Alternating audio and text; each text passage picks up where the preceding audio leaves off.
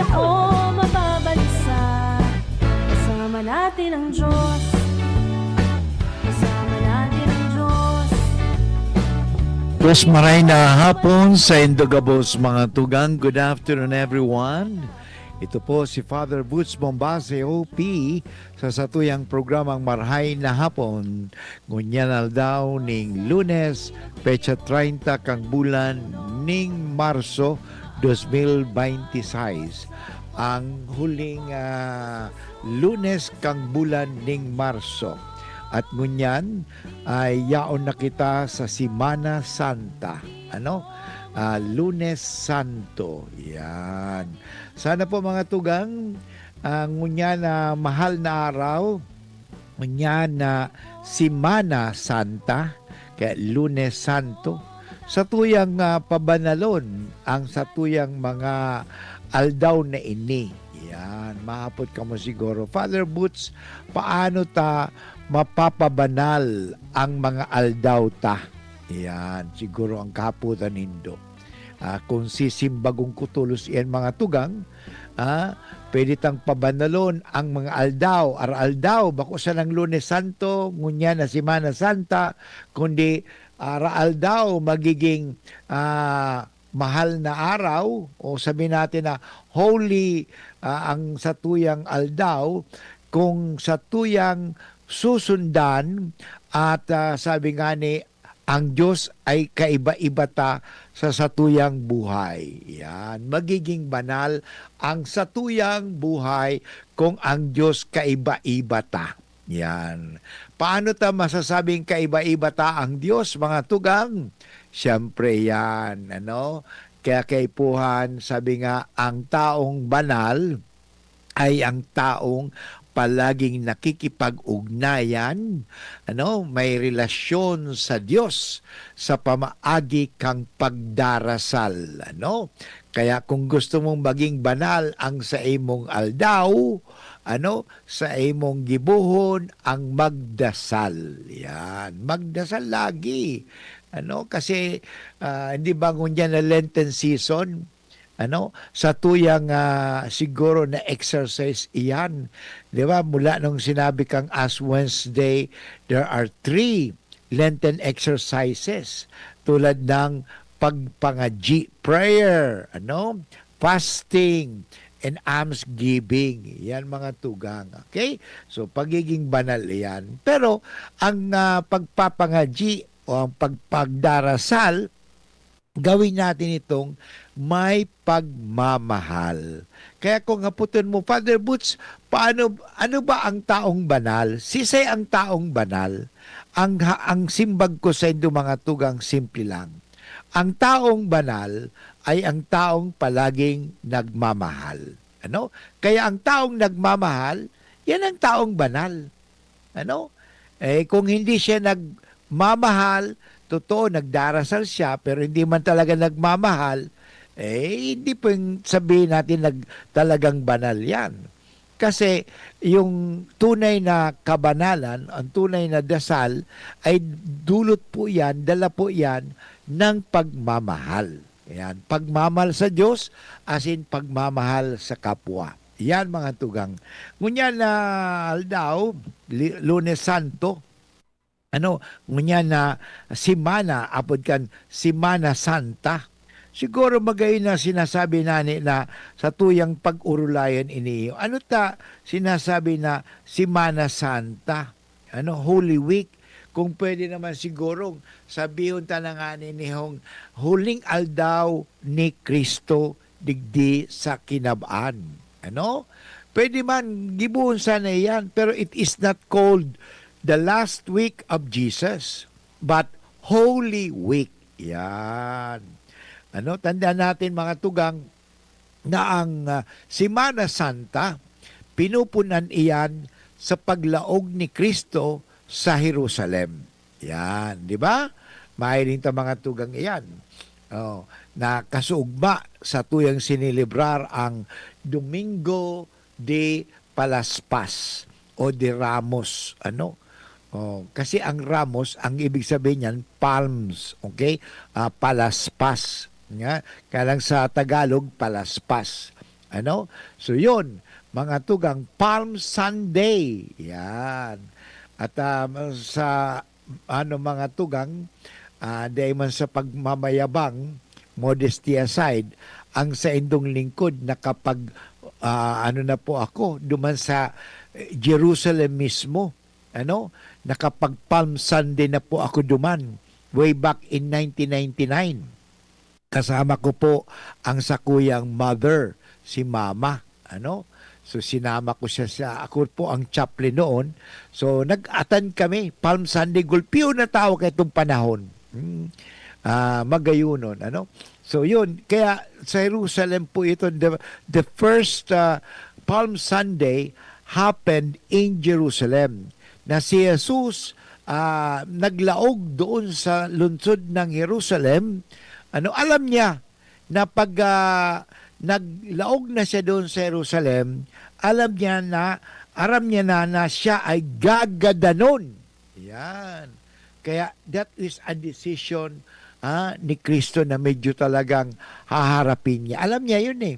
Alam niya because anda natin mga tugang na si Kristo ay nagprophesy, nagpahayag na siya ay paparusahan, papatayin, pero pag ikatlong aldaw, siya ay mabubuhay giraray. Yan ang pangako ni Kristo, mga tugang.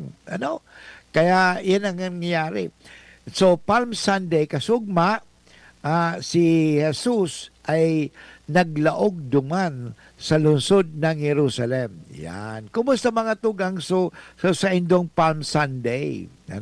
Sana sa Palm Sunday nindo talagang na-experience ninyo ang experience din ni Kristo na maugmahon. It was actually a triumphal entry. So mga tao kasi naghahanap ng mga tao na magliligtas sa kanila. Yun nga ang nila. Si Jesus. Si Jesus ang magliligtas. Nga lang, ang sigaw nila nung si Jesus ay pumasok sa Jerusalem, yung Palm Sunday, nagwagayway sila. Kaya kumuha sila kasi that was a sign of victory. At tandaan po natin, itong Palm Sunday, even up to the Easter Sunday, is a week of victory. Akala kasi natin, namatay si Jesus, so nawala na. Hindi po. At tandaan po natin, ining Semana Santa, sa tuyang bigdigirom digdigdiyo, hindi lang po yung pagkagada ni Jesus, hindi lang yung pagpaparusa ni Jesus, kundi sa tuya talagang ang sentro mga tugang ay walang iba kundi ay ang pagkabuhay na magmuli ni Jesus. Yan naman talaga mga tugang ang dapat paghurup-hurupan ang tagumpay ni Kristo laban sa kagadanan, laban sa kasalanan. Yan po ang talaga. Kaya nga mga tugang, ngunya na Semana Santa, ang sa tuyang pigigirumdom? Sana hindi po dapat mauwi lang yan ang paggirumdom na si Jesus pinarusahan, ginadan, tapos na. Sayang. Sayang ang tanda natin na ang Semana Santa, ini po ang simanang ini na sa tuyang ginirumdom ang pagkabuhay ni Jesus muli. At yun po ang tagumpay. Kaya sabi nga, kinakailangan din mamatay si Jesus kasi kung hindi siya namatay, paano siya mabubuhay na magmuli? Yun. Yeah. Tandaan natin na si Jesus ay pinatay, namatay. Pero tandaan po na natin na si Jesus ay may kapangyarihan sa kamatayan. Ibang pagkakabuhay ni Lazaro, si Lazaro hindi po siya nabuhay na sa sariling kapakanan, not through his own power. But si Jesus mga tugang nabuhay dahil sa iyang kapangyarihan. Yan po mga tugang. Kaya nga, totoo, ang ngunya na Semana Santa, Totoo po na tayo ay namumundo. Ano? Namumundo. Bakit? Namumundo kita sa mga ginigibo kang mga tao na mag-iriwal. Ano unyang mga panahon ta? Tingnan mo, bakit kita naghihirap ngayon? Lalo sa langis. Yung mga ngayon na nangyayari. Dahil sa iriwal-iwal. Ano? Iwal talaga, iwal. Dahil sa kasalanan. Yan po mga tugang. Kaya nga, yung Semana Santa, nagpapagirumdumihin sa tuwi mga tugang ng tagumpay ni Kristo laban sa kasalanan, sa kamatayan, at laban po yan sa demonyo. Kaya nga, nanalo si Kristo. Pero, kinakailangan dumaan siya sa kamatayan. Natural, paano si Jesus mabubuhay na magmuli kung hindi siya namatay? Kaya kinakailangan mamatay siya. Nga lang, siyempre, nakita rin natin na ang nasa salvation history po, kinakailangan talaga siya mamatay. Nga lang, pinakita rin sa atin kung paano siya pinatay. Pinatay siya dahil rin sa kasalanan. Kaya nga isa po mga tugang, ang nakakapagpahirap sa buhay ng tao ay ang kasalanan. Kasalanan talaga. Ang kasalanan ang nagpapahirap sa tao. Kaya nga maganda po ngayon na pag nilay-nilayan natin na ang kasalanan ang siyang ugat ng kahirapan, ng kamatayan, ng kapahamakan. Yun po. At dahil po yan sa pagsunod sa hindi sa Diyos, kundi pagsunod sa kagustuhan ng tao. At tandaan natin, hindi lahat na kagustuhan ng tao ay mabuti at tama. Pero sasabihin ko sa inyo, kung ano ang kagustuhan ng Diyos, yan ang tama at mabuti. Kaya kung ang tao gugustuhin ang ginugusto ng Diyos na walang iba kundi ang kabutihan at katotohanan, hindi tayo maghihirap. Yan po naman talaga eh. Pero ang nangyayari kasi ngayon Father, may freedom naman tayo, hindi ba? Tama, may kalayaan tayo. Pero anong kalayaan meron tayo? Kalayaan ba na gumawa ng masama? Hindi po. Kaya dapat piliin lagi natin ang kabutihan. Si Jesus, nung kahapon, pinagdiwang natin, pinagselebrarta ang Palm Sunday o Sunday na linggo ng Palaspas. Ito po, tandaan po natin ito. Si Jesus ay pumasok sa Jerusalem upang piliin, tandaan mo piliin ang kabutihan laban sa kasamaan. Piliin ang katotohanan labang sa kasinungalingan. Yan po ang napakahalaga. Yan ang problema sa panahon natin ngayon. Marami sa atin, sa halip na piliin ang kabutihan, pinipili natin ang ating mga pangsariling kapakanan. Tandaan po natin, hindi lahat ng pansariling kapakanan ay ikabubuti. Kaya tandaan natin, yung mabuting pangsariling kapakanan, yun ang ating gawin. Yan, napakalaga po yan. So yan ang sabi nga, paalala sa atin. Kaya nga, bakit tayo ay nagdiriwang muli ng Semana Santa? Dahil pinapaalala sa tuya, pinapagirumdum sa tuya, kitang mga tao ay mga makakalimutin. Kitang gamos mga tao ay pirming nakakalingaw. Kaya nga ang gamot sa lingaw? Ang gamot sa lingaw, ang bulong sa lingaw, pagpapagirumdum. Takita malingawon. Ay, hindi lang yung malingawon talaga. May mga taong nililingawan na ang Diyos. Kaya maganda mga tugang ngunya na Semana Santa, girumdumunta ang Diyos. Matay padagos kita giraray sa tuyang programang Maray na Hapon, and welcome po giraray sa Indogabos. Sana po mga tugang may ano kayo mo ha, matututulan kayo muli sa ating programang Marahin Hapon with Father Boots. Ang oras na bingo niyan ay 19 minutes after 1 o'clock. Ang atay ay importanteng organ ng katawan. Sa unhealthy lifestyle, maaari itong madamage at humina. For liver health, may Liverate Pro. Ang Liverate Pro ay silimarin and vitamins. With proper diet and exercise, it may help maintain liver health. Liverate Pro ay maaari ding makatulong sa treatment ng chronic inflammatory conditions tulad ng fatty liver. Take it from the pro. Mag-liver up na! Liverate Pro. Mabibili ang Liverate Pro sa lahat ng leading drugstores nationwide. Silimarin plus multivitamins is the generic name of Liverate Pro. If symptoms persist, consult your doctor. Para sa maayos na liver function, Liverate Pro. Liver up na tayo with Liverate Pro. Rise to the summit, drink up. Rise to the summit, fuel up. Rise to the summit, rise up. The right hydration matters To perform, To win. to rise above challenges. top athletes like EJ Obiena, Bella Belen, and Dwight Ramos choose Summit Natural Drinking Water. Fuel your peak With the right hydration. with the right minerals. Drink up, fuel up, rise up. Rise to the summit.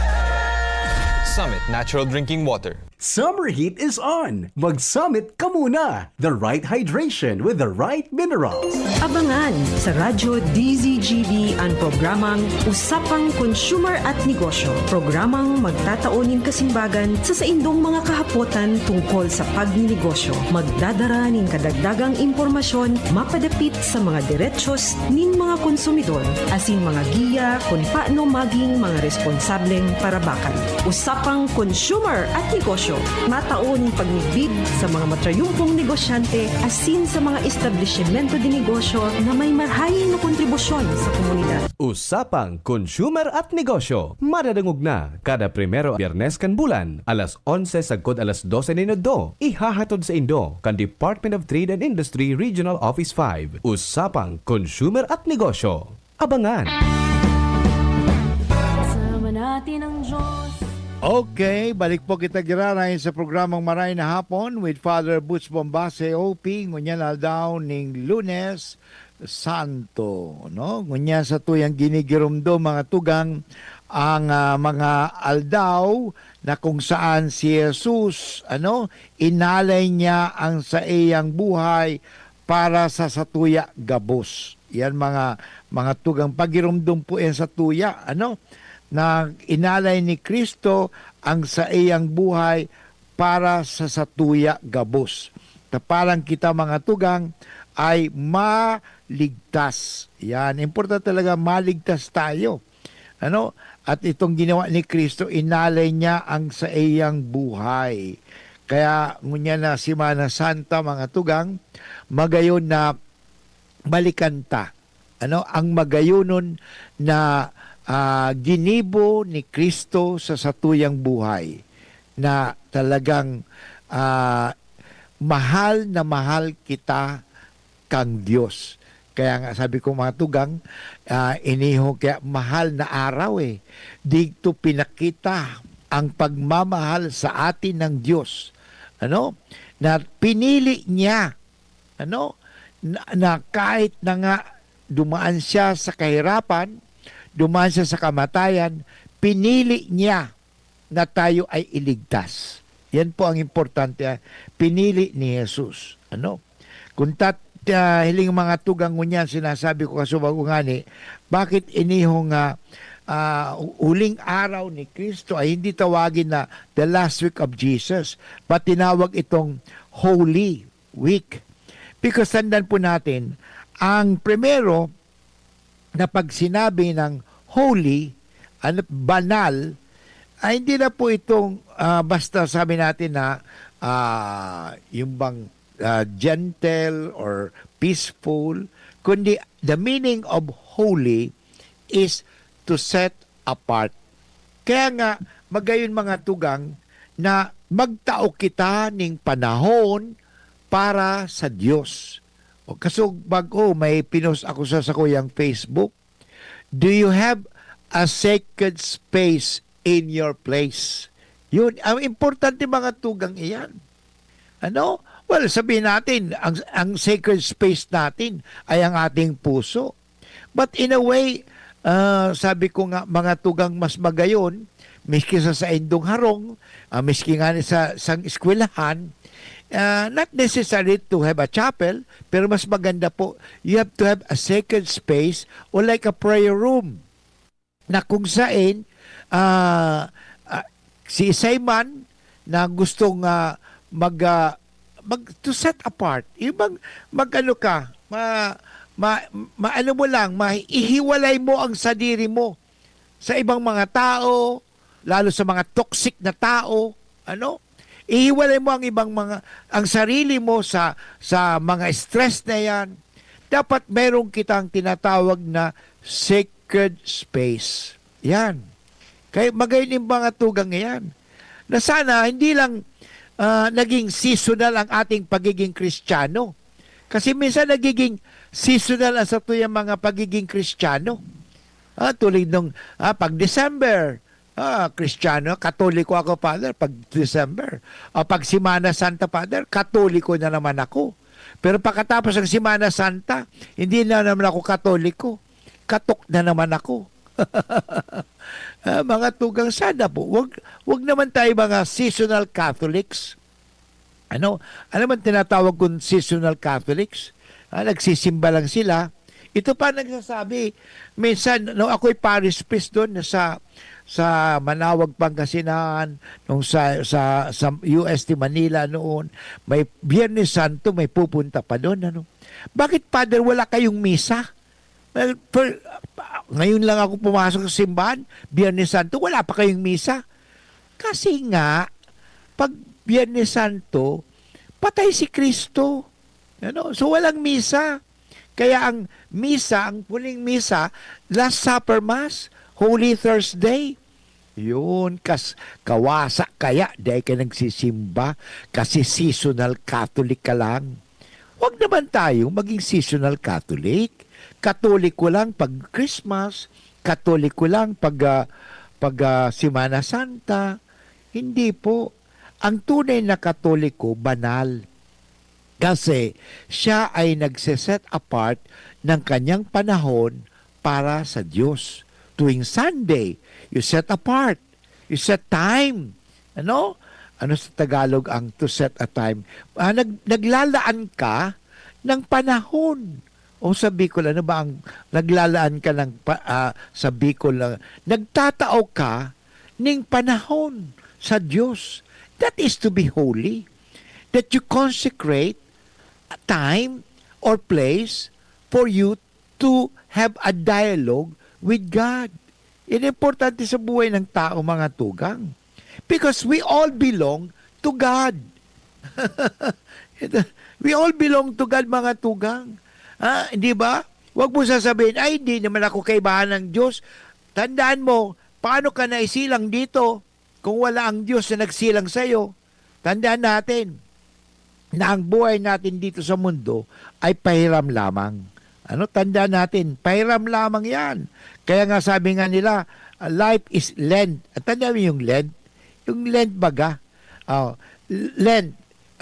So nasa Lenten season tayo. Ang buhay natin ay pahiram lamang sa atin. Kaya dapat maglaan tayo ng panahon, maglaan din tayo ng lugar para sa Diyos. Okay? Well, tandaan po natin ito, matatapos na naman po ang Lenten season. Tandaan natin, ang Lenten season starts, nagsisimula po yan nung Ash Wednesday and matatapos po yan at the beginning of the Last Supper or the Mass of the Last Supper pag Holy Thursday. Kasi pag Holy Thursday, pagkatapos ng misang yan, Easter Triduum na. So, kaya sa Biyernes Santo, walang misa. Mayroon tinatawag na veneration of the cross. Walang misa. Pero may communion. Kasi nga, tandaan natin, walang consecration. Kasi ang misa po nasa consecration. Yung ostya nagiging hawak ni Kristo. Ang alak nagiging dugo ni Kristo. Yan, Lenten season. So in other words, lahat lang po ay pahiram sa atin ng Diyos. Ano? Lahat po yan. Pahiram. Actually, pinahiram sa atin ng Diyos ang buhay na ito. At ito tingnan mo, lahat borrowed time. Alam mo, pwedeng kunin ng Diyos ang panahon mo yan. Pwedeng kunin ng Diyos sa iyo ang talino mo anytime. Ano? Tandaan po natin, wala tayong pwedeng pagmayabang, pagmalaki sa Diyos. Akin to. Wala akong pakialam sa iyo. No. Tandaan po natin, everything is pahiram sa atin ng Diyos. Hindi po natin iyan hiniram sa Diyos, kundi ipinahiram sa atin ng Diyos. At dahil po ang lahat ng bagay ay pinapahiram lamang sa atin ng Diyos, wala po tayong karapatan na na sabihin, hindi, ayaw kong ibalik. Hindi po. Sa ayaw mo sa gusto, ibabalik mo yan. Pero sana, pag ibinalik natin sa Diyos, meron naman tayong, sana tayo po ay hindi nagsayang, kundi ating pinakinabangan ang lahat ng ipinapahiram sa atin ng Diyos. Paano mo pinapakinabangan ang panahon mo? Paano mo pinapakinabangan ang ibinibigay sa iyo ng Diyos? Tandaan natin yan. Halimbawa, binigyan ka ng panahon. Ito bang panahon na ito, ginagamit mo lang pang sarili mo lang, selfishly, or ginagamit mo ito so that ang panahon mong ito ay maging banal? Father Boots, paano magiging banal ang panahon o ang oras? Kung inuukol mo ang oras mo sa paggawa ng kabutihan. Yan po naman napakahalaga. Napakahalaga po yan. Pagdarasal, paggawa ng kabutihan sa kapwa. Kung may nakikita kan pagpapasensya sa mga taong may mga pangangailangan na pagpasensyahan. Sabi nga, narinig ko yata kay Angel kanina, sabi niya, magbaon tayo ng pasensya lagi.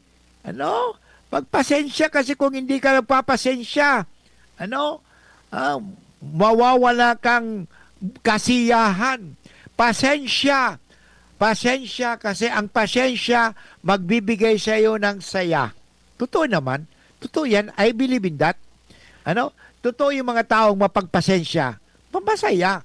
Pero yung mga taong hindi mapagpasensya, magalitin, ay hindi masaya. Nakakita na ba kayong taong magalitin na masaya? Wala. Kaya ang taong mga magalitin, tingnan nila ang kanilang mga sarili sa salaming pag nagagalit. Pangit o gwapo o hindi gwapo ba o magayon? Hindi.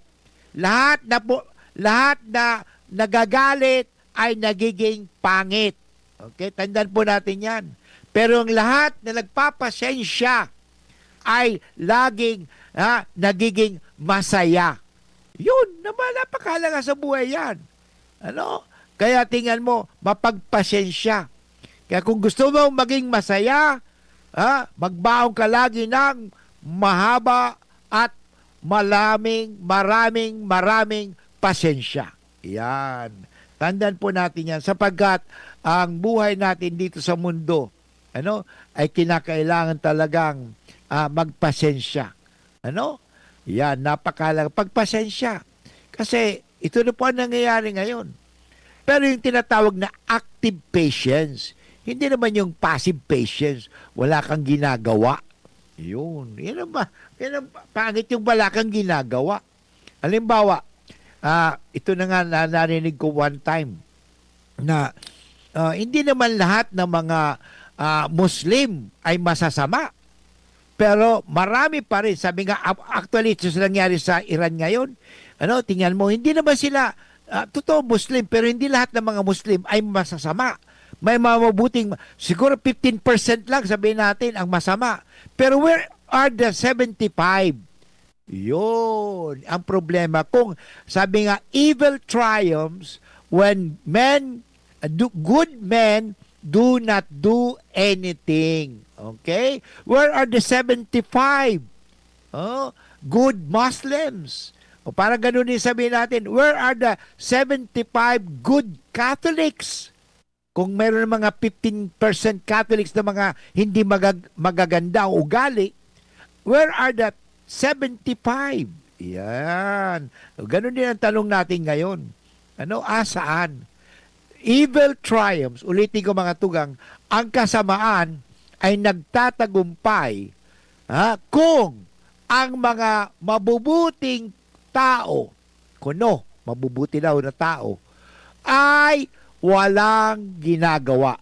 Kaya kung ikaw na kinikilala mo na mabuting tao ka, dapat meron kang ginagawa. Yan po talagang tama. But anyway, mga tugang, babalik muli si Father Butch pagkatapos sa mga paalala. Ang oras namin ko niyan, 35 minutes after 1 o'clock. An oras hatod sa Indokang. Beat the heat with Summit Water. The right hydration with the right minerals. Plemex for kids. Mommies, agapan agad ang ubo at plemang nakabara. Pambatang lagundi. Plemex! Ubo ng anak? Nakababahala? Baka plema. Para dyan, Plemex for Kids ang pambato ko. Ang Plemex for Kids ay gawa sa lagundi. Tinutunaw at pinalalabas ang plema. Ginhawa para sa bata, peace of mind para kay mommy. Camille Prats Yambao po, nagfi-flex for Plemex. Pambatang lagundi, Plemex! Vitex Segundo L is the generic name of Plemex for kids. If symptoms persist, consult your doctor. Mommies, agapan agad ang ubo at plemang nakabara. Pambatang lagundi. Plemex! Kung ikaw ay edad 50 pataas katulad ko, may mataas na ang risk ng panlalabo ng paningin. Mas challenging ang pang-araw-araw na gawain tulad ng pagbabasa, pagsusulat, at pagmamaneho. Ang Optin ay may lutin na maaari makatulong sa kalusugan ng mata, nilalabanan ang epekto ng glaucoma, macular degeneration at katarata. Kitang-kita ang kalusugan. Mabibili ang Optin sa mga pangunahing butika nationwide. Mahalaga ang paalala, ang Optin ay hindi gamot at hindi dapat gamitin panggamot sa anumang uri ng sakit. Kasama natin ang Okay. Diyos. Balik po kita giraray mga tugang sa programang Maray na Hapon with Father Butch Bombasi OP. At gusto po ninyo akong makita. Na medyo ngipo pa. Hindi, hirap pa rin ako talaga magsalita kasi hindi pa nailalagay yung aking ngipin. But anyway mga tugang, gusto ko pong batiin si Teresita Baile. Okay, Baile. Okay. Good afternoon, sabi niya sa kuya. So, yan po, nakikinig at nanonood sa DCGB News Online. Okay? So, ipatagos kita mga tugang. Sabi ko kasi, kasubag ko, importante talaga na tayo ay may ginagawa. May ginagawa habang tayo nabubuhay. Kasi yan po ang pagpapabanal. Sabi nga, faith without work is dead. Kaya sabi nyo, ay naku, naniniwala sa Diyos. Pero wala ka namang ginagawang kabanalan. Hindi ka nagmamahal, hindi ka nagmamalasakit, hindi ka tumutulong, hindi ka gumagawa ng anumang paggawa ng kabutihan sa kapwa. Hanggang gawa ka ng ngawa. Baliwala po yan. Tandaan po natin. Kaya wag natin sayangin ang ating oras. Sayang, ito panahon ng Kwaresma. Ang tanong po ni Father Butch, na tayo mga Katoliko o sa kapatid natin ng mga Muslim, kung may mga nakikinig na Muslim na kapatid natin, nagrabanan din sila. They observe prayer and fasting. So ano po ang naidulot niyan? Na tayo po ba ay lalong nag-unawaan, nagmahalan, nagmalasakit sa isa't isa? O nag-away-away pa tayo? Hindi tayo nagkaintindihan. Yun po ba yun? Yan. Tandaan po natin, sana wag natin sayangin ang oras. Sapagat ang oras na yan po, mga kaibigan, ay pahiram lamang sa atin ng Diyos. Habang tayo nabubuhay, lahat ay pahiram. Pinahiram tayo ng Diyos ng panahon. At pag tayo namatay, kukunin na sa atin ang oras na yan. Ano? O, ang katawan natin. O, ang buhay natin. Habang tayo nabubuhay dito, ano masasabi natin? Pag humarap tayo sa Diyos. Ano? O, ano ba ang masasabi natin? Siguro ang tanong sa atin ng Diyos, simple lang naman eh. Hindi naman sinasabihin, siguro, tatanong ka ng Diyos, ikaw ba ay naging mayaman? Ikaw ba ay naging, may tawag sa atin, siguro magsishare ito si Roy Kadag. Sandali, Roy Kadag. Father, Yes, you're on the air.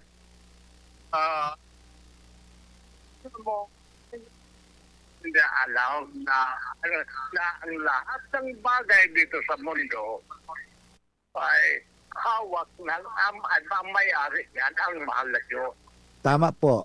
Pero hindi tayo, para ataman lang tayo sa lahat ng property ng Diyos. Tama sinabi mo, Roy. Stewards lang tayo. Taga-alaga lang tayo. Oo. Namatay ka, kailangan may balik mo ang iniram natin iniga sa Kanya. Yan, tama. Ibabalik natin. At ang tanong ngayon, paano natin maibabalik ang lahat na ibinigay sa atin ng Diyos? Yun. Yan. Hindi ka nagdarasan, hindi ka gumagawa ng mabuti, hindi mo may babalikan. Dahil hindi tatanggapin yan ng Panginoon pag marumi ang buhay mo. Yan. So tama, habang nabubuhay tayo talaga, gumawa tayong mga mabuting bagay kasi yan po ang ibinabalik natin sa Diyos. Ano?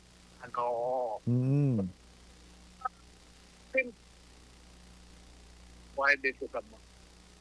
Yes, temporary kasi Dito sa mundo, kukunin niya ng mahal na Diyos. yeah. Kaya ngayon na Kaulihan kung hindi sabi ko na kanina na hindi tatanggapin yan kung marumi ang buhay mo. yan. Ang kailangan malinis yan para matanggap ng ating Panginoon. Yan. Tama yan, Manny Roy. Oh, yes. Kasi kaya habang kita nabubuhay, inibang sinasabing ko na si Mana Santa, magayon inihong pagpagirumdum sa tuya, na magibo kita ng karahayan. Ano mang karahayan? Ano mang ikakarahay?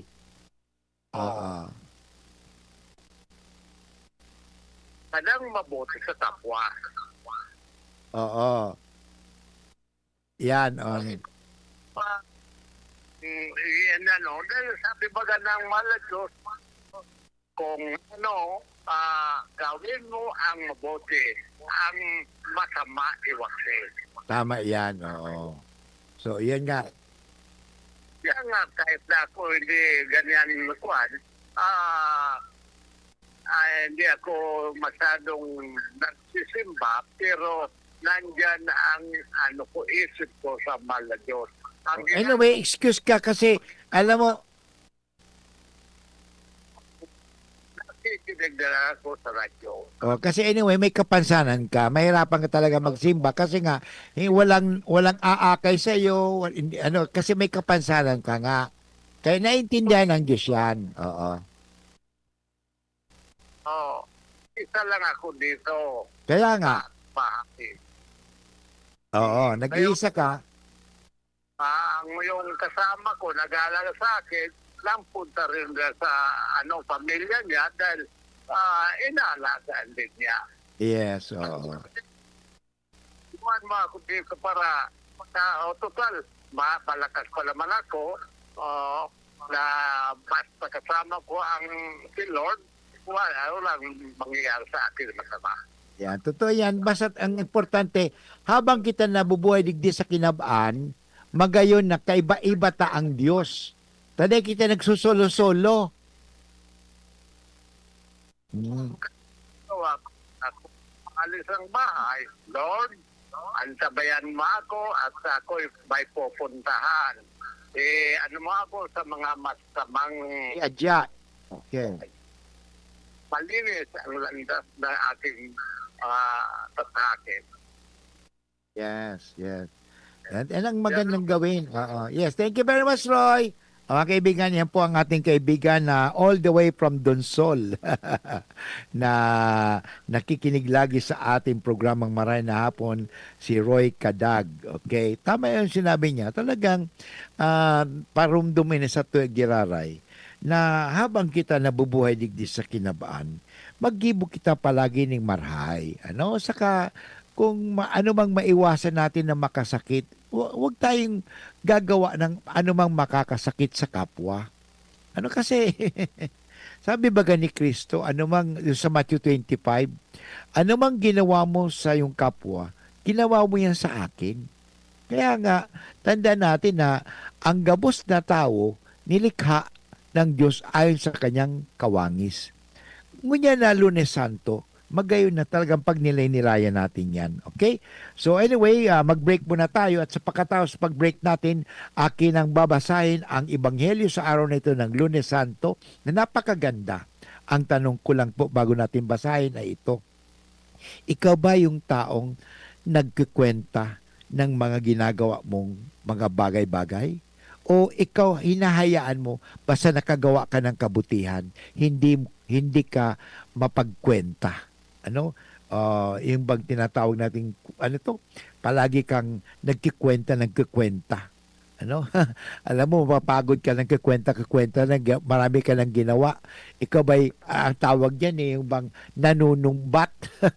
Ikaw ba'y, nabigyan na kita na ganito, ganyan ka. Sana po, tayo po ay mga taong pag nagbigay, bigay na.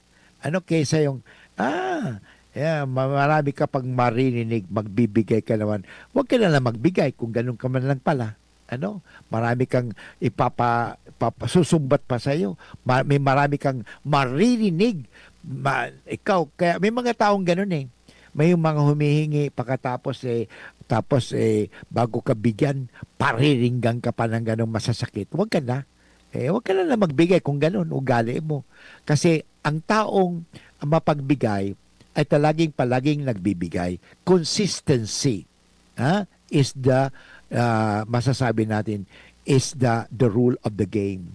Kung talagang mabuti ka. Hindi lang mabuti paminsan-minsan, kundi mabuti anytime. Padali matugang, ang oras sabi ngayon is 46 minutes after 1 o'clock. Siko, baywang, aray! Pag laging pasan ang sakit sa kasukasuan, sign na yan ng arthritis o joint deterioration. Karaniwan kapag nagkakaedad na, kailangan ng tibay at ginhawang makakapitan. Kaya ng artrisin yan. May undenatured type 2 collagen at methylsulfonyl methane na maaaring makatulong protektahan ang kalusugan ng kasukasuan. Make the right move. Uminom ng artrisin araw-araw. Mabibili ang artrisin sa mga leading drugstores nationwide. Mahalagang paalala, ang artrisin ay hindi gamot at hindi maaaring gamitin panggamot sa anumang uri ng sakit. Hay nako, ang cute talaga ng pamangkin ko. Mana sa titang nurse na maganda. 9 months na itong pamangkin ko. Dapat mabakunahan na ito ng MMR para sa ligdas, beke at German measles. At meron pang IPV2 na dagdag proteksyon para sa polio. Kayo ha, kumpletuhin ng bakuna para siguradong lumaki ng malusog si baby. Tandaan, wais pagkumpleto ang bakuna ni baby at ang wais ay laging ligtas. Paalala mula sa DOH Bicol Center for Health Development. Kasama natin ang Diyos. Okay, nasa ika-4 na bahagi na po tayo ng ating programang Maray na Hapon with Father Butch Bombacio OP. At gusto ko pong ibigay sa inyo ang magandang balita sa araw na ito ng Lunes. Lunes Santo. Ang ebanghelyo po sa araw na ito ay mula sa ebanghelyo ni San Juan, kabanata 12, talata 1 hanggang 11. Chapter 12 of the Gospel of John, verses 1 to 11. Ito na po. 6 na araw bago magpaskwa. Tama-tama, di ba? Lunes ngayon 6 days to go before the Passover.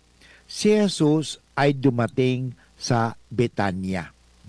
Tandaan po natin, ang Betania ay kung saan si Lazaro, si Marta at si Maria nakatira doon. Ang salitang Betania, Bethany, ibig sabihin, village of the poor.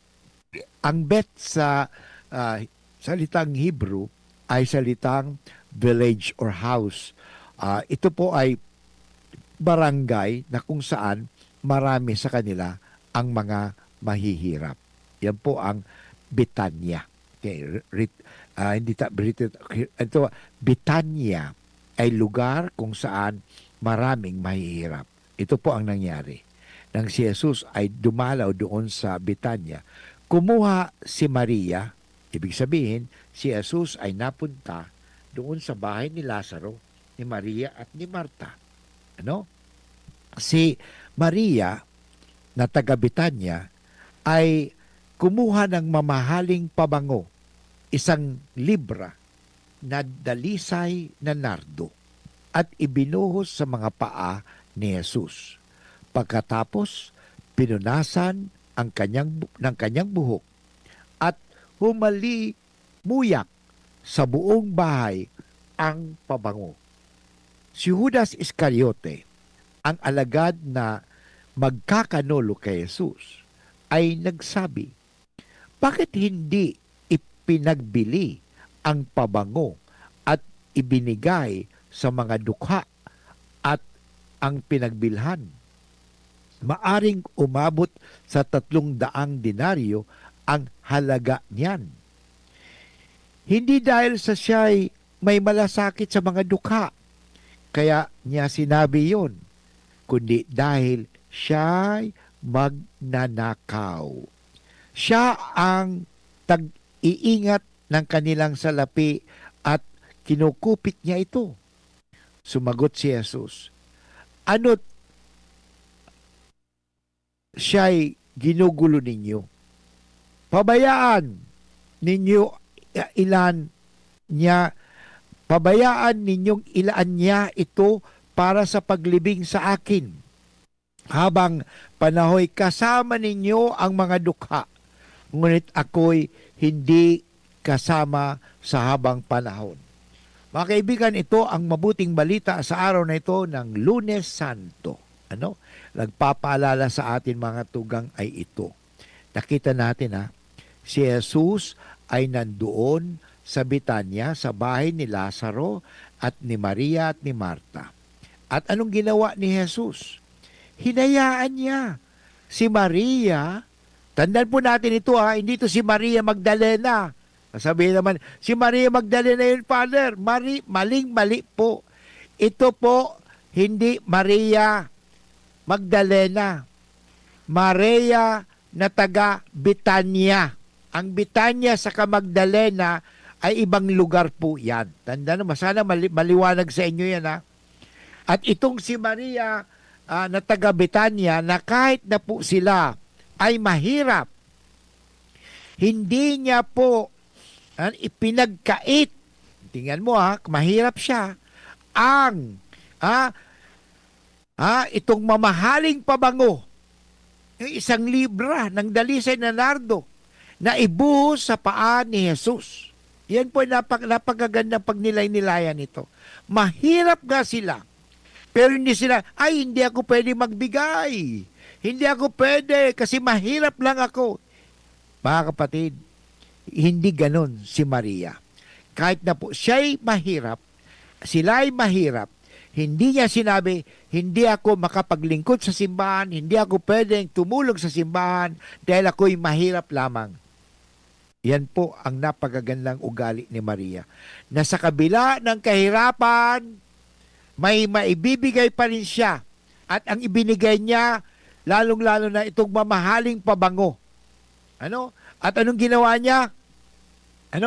Ibinuhos yun sa paa ni Jesus.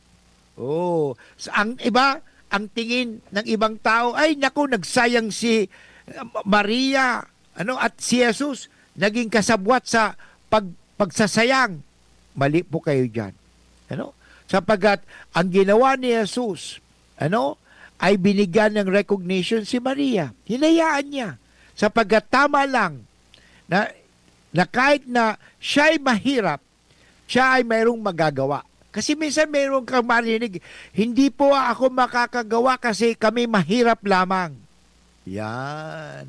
Hindi po tama na dahilan yan. Okay?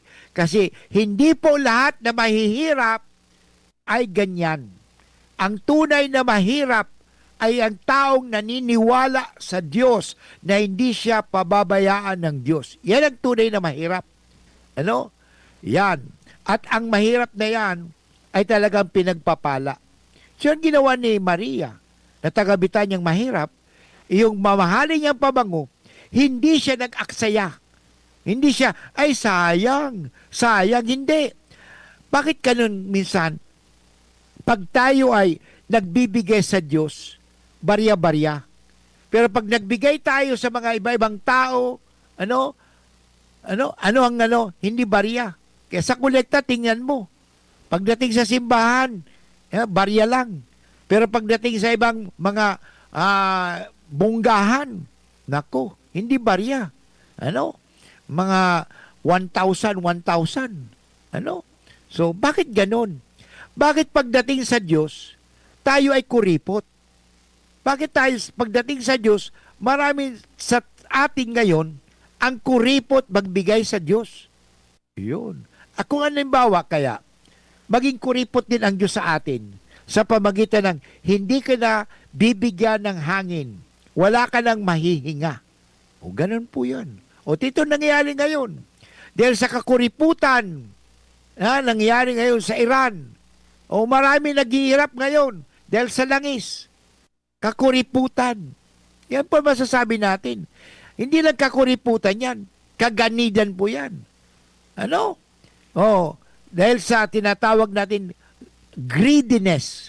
Yan. At nakita natin ngayon si Judas Iscariote na nagkanulo kay Jesus. Yun. Lumabas ang kanyang ugali. Alam mo, naniniwala po ako na ang ugali, talaga ay ugali. Kaya mag-ingat po kayo dyan Ang ugali ay ugali. Hindi na mababago yan. Ugali niya na yan Ugali. Kaya ako po ay naniniwala ko dyan. Ugali ay ugali. Kaya kinakailangan. Kailangan mabali. Kailangan po yan. Anumang masamang ugali, dapat mabali. Pero papaano? Kung hindi siya open sa Diyos, kailangan ng conversion. Kasi talaga mga tugang, ang ugali ay ugali. Kaya mag-ingat kayo sa mga tao. Siguro, magbabago ugali niya kasi merong hihingin sa'yo. Magbabago ugali niya sapagkat meron siyang kailangan. Pero pagkatapos, pag naibigay mo na, wala na. Balik ulit sa ugali. Kaya nga sinasabi nga ngayon mahirap yun balik sa dating ugali. Mag-ingat po tayo kasi ugali nga yun. Kaya maganda ang mga matuto tayong may magandang ugali, hindi masamang ugali. Kasi ang mabuting ugali, kahit ugali niyan, mabuti talaga yan. Pag masama ugali, masama talaga ugali niyan. Kaya mag-ingat po tayo dyan. Si Judas Iscariote, nakita natin. Sinabihan pa naman si Jesus, bakit hindi pinagbili ang pabangong ito at binigay sa mga duka ang pinagbilhan? Tingnan natin ang makikita natin dito wow, may pagmamalasakit sa mahirap. Alam mo minsan, lalo dito sa Pilipinas, ilan beses na ginamit ang mahirap. Lalo sa eleksyon. Ako'y galing sa mahirap. Wow, talaga? Ginamit lang ang mahihirap. Pagkatapos, kaya nga yung mga mahihirap, ay lalong naghihirap. Kasi rin, ito mga kapatid, huwag kayong magagalit. Bato-bato sa langit, tamaan magagalit. Huwag kayong magagalit. Tayo rin kasi minsan ay nagpapagamit. Magpapagamit po kasi tayo Sana po, tandaan po natin ito. Si Judas, ginamit niya ang dukha o ang mahirap. Wow! Ang ganda. Pero tingnan mo, tingnan ang pagkakalarawan dito ni San Juan, Evangelista San Juan. Siya po kasi ay magnanakaw. So, tingnan mo yan, tingnan mo natin yung flood control. Ano nangyari ngayon? Ano ba nangyari ngayon? Mga nagnanakaw. Asan yung mga magnanakaw? Sana po, tamaan sila. Ngayon ang madaling araw. sana po naman ngayon na mahal na araw. sila'y mapukaw. Mapukaw. Ano, yung mga magnanakaw, magkaroon naman silang konsyensya. Ano? Oh, dapat isauli. Alam mo, hindi siguro tayo maghihirap ngayon. Ilang trilyon-trilyon na peso. Ano? Ang ninakaw na wala sa kaba ng bayan. Yun, yung problema ngayon eh. Tapos gagawin, para sa mahirap. Yun, lalo tayo mga maghihirap. Kaya pakiusap ko sa mga kapatid ko mga mahihirap, huwag po tayong pagagamit. Ano? Eh, di ba, nagbibigay naman, di ba, kayo, naghihirap kayo, di ba, nagbigay naman ako sa inyo. Nagbigay ako ng gamot, nagbigay ako ng ganito. Oh, ginagamit lang po tayo. Pero alam mo, ano, yung pala magnanakaw. Yun, kaya mag-ingat po tayo. Marami pa rin magnanakaw. Ano? Kaya sa panahon ito, ano? Sana wag nang maraming magnanakaw. Sana ngayon nasa mahal na araw na tayo. Ano? Sana ay mapukaw. But anyway mga tugang, inabot na naman tayo ng oras ng pamamaalam. Sana po ay nakapagpukaw ako. Napukaw si Father Butch ngayong araw na ito. Sapagkat ngayon ating sinisilibrar ang mahal na araw.